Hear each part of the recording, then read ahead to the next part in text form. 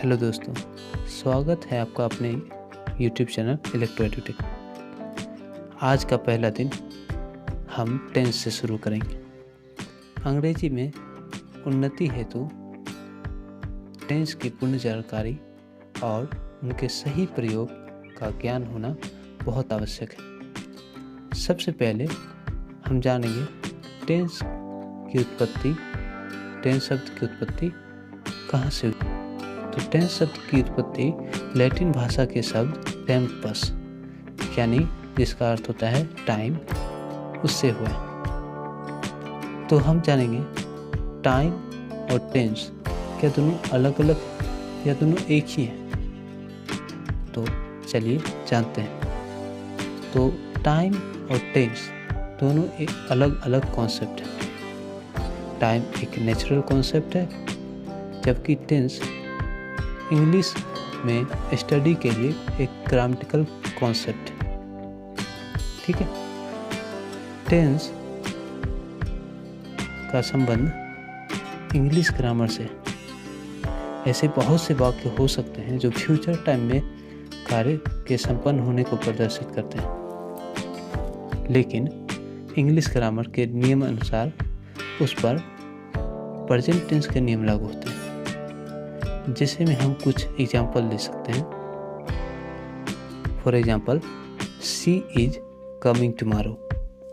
इसका अर्थ होता है वह कल आ रही है।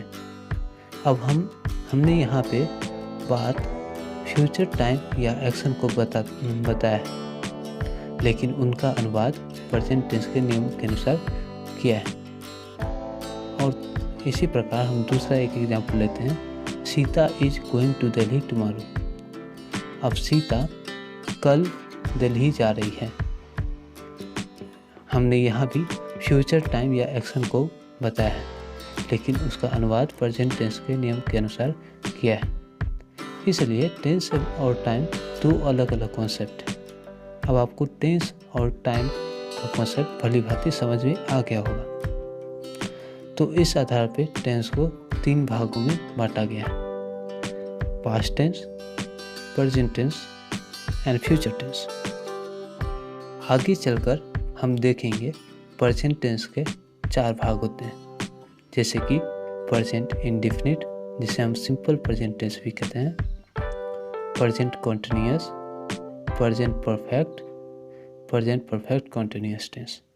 ठीक इसी प्रकार पास्ट टेंस के भी 4 भाग होते हैं: past indefinite, past continuous, past perfect, past perfect continuous.